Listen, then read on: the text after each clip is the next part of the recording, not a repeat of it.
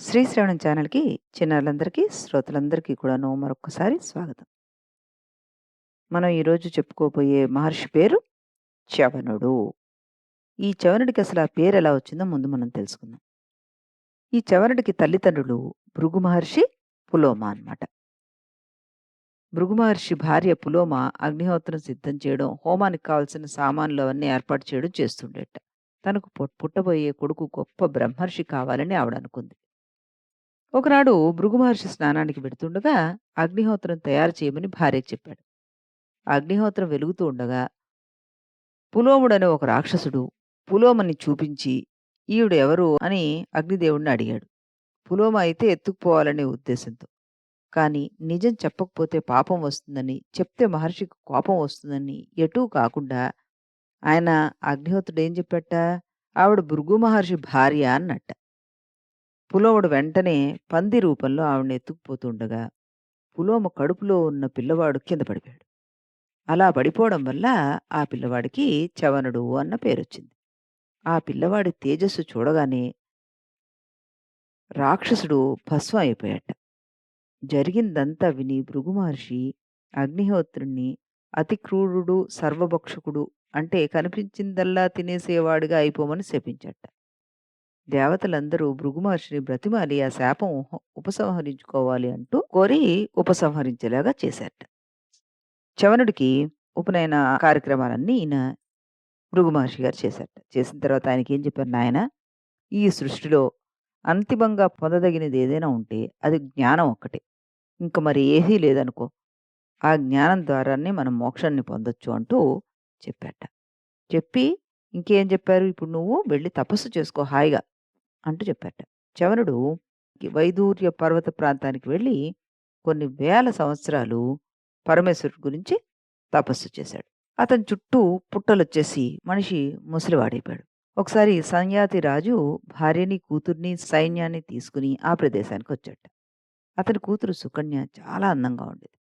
అక్కడ తిరుగుతూ ఒక పుట్ట దగ్గర 2 కళ్ళు మెరుస్తూ ఉంటే అవి ఏమిటో పురుగులనుకుని వాటిని పొడిచిందిట. ఆ కళ్ళు కాస్త చవనుడివి.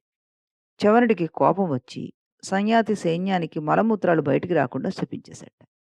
రాజు భయపడిపోయి మహర్షి కాళ్ళ మీద పడి తన కూతురు చేసిన తప్పుకు క్షమించమని అడిగాట.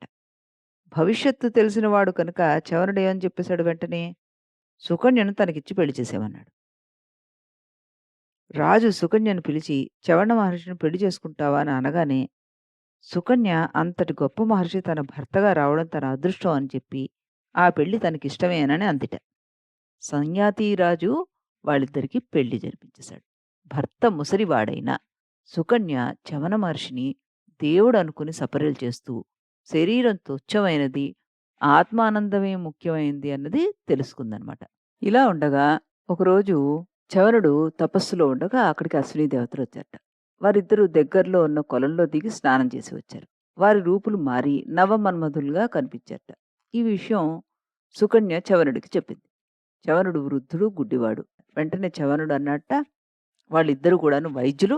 నాకు ఈ జీర్ణమైన శరీరంలోంచి ఒక మంచి యవ్వనమైన శరీరాన్ని ఇవ్వడానికనే ఉద్దేశంతోనే ఇక్కడికొచ్చుంటారు. నన్ను తీసుకుని వెళ్లి స్నానం చేయించు అని చవనుడు భార్యతో చెప్పాడు. ఆమె సహాయంతో వెళ్లి స్నానం చేసి వచ్చాడు. అంతే. దివ్య సుందర విగ్రహం కలవాడుగా మారిపోయాడు.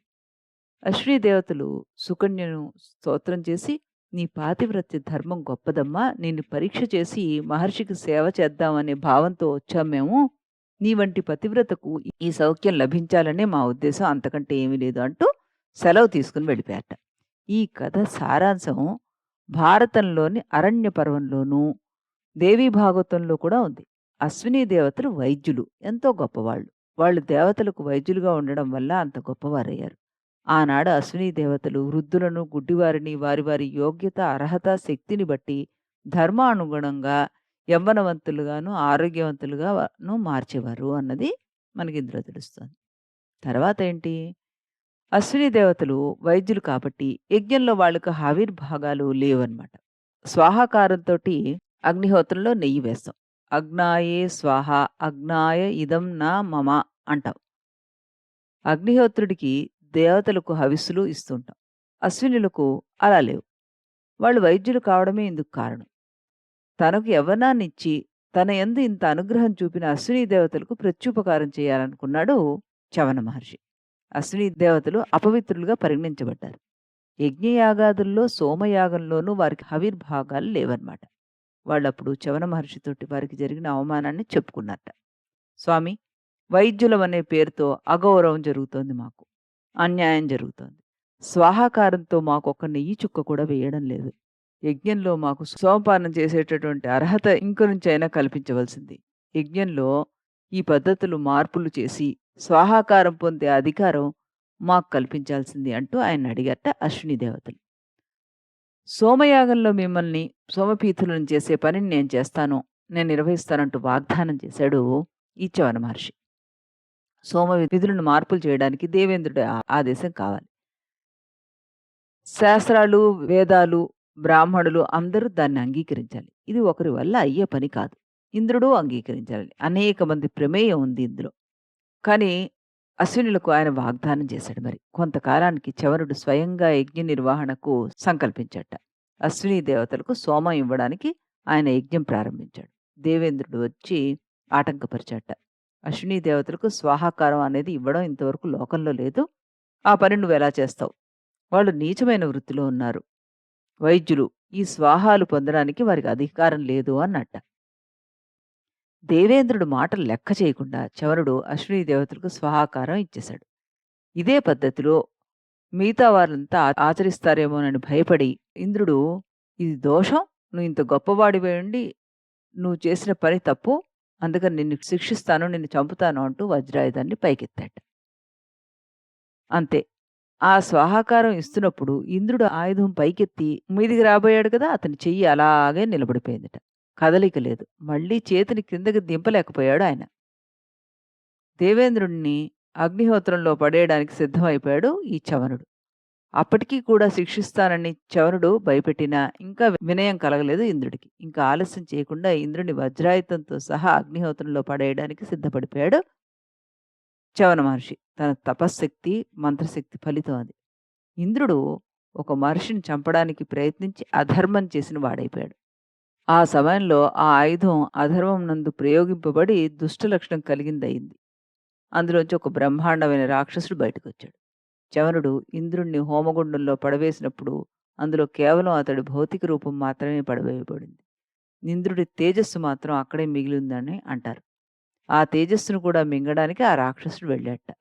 తరువాత మళ్ళీ ఇంద్రుడి తేజస్సుకి శరీరాన్ని ఇవ్వగల సామర్థ్యం ఎవరికుంది? చవనుడికే ఉంది.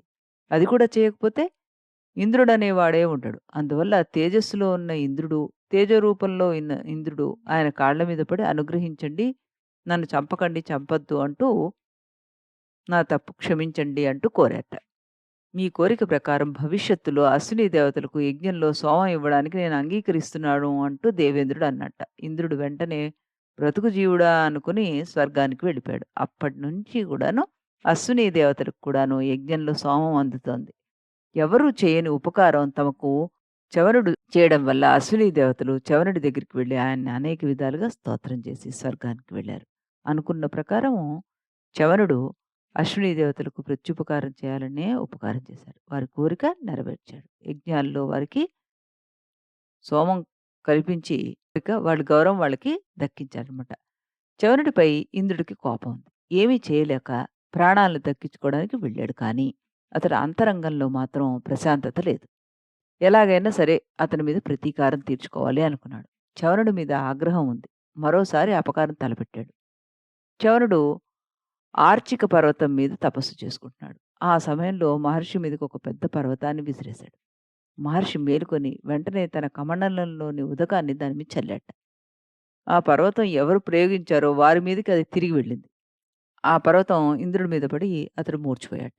ఇంద్రుడు ఇంత చేసినప్పటికీ ఇంకా అతన్ని శిక్షించే ఉద్దేశం చవనుడికి రాలేదు. ఎంత అపకారం చేసినా ఇంద్రుడిని క్షమించాడు చవన మహర్షి. నాకు నీ మీద ఆగ్రహం ఉండడం న్యాయమే. ఇప్పటికి నీ పగ తీరింది కదా! ఇలాంటి దుష్ట చర్యలు ఇంకెప్పుడు చేయకు. నువ్వు నన్నేం చేయలేవు అంటూ మందలించి పంపేశాట చవన మహర్షి. ఇంద్రుడు సిగ్గుపడి చవన మహర్షి ఎంత దయాశీలుడో, ఉదార స్వభావుడో అందరికీ తెలియజేశాట. అపకారికి కూడా ఉపకారం చేసి తనకు ఉన్నటువంటి అభేద భావాన్ని చాటి చెప్పాడు ఈ మహనీయుడు. మహర్షుల్లో ఇదే మనం గ్రహించాల్సిన విషయం. ఇంకా ఈయనకు సంబంధించిన కొన్ని విషయాల్ని మనం రేపటి కథలో తెలుసుకుందాం. అంతవరకు సెలవు.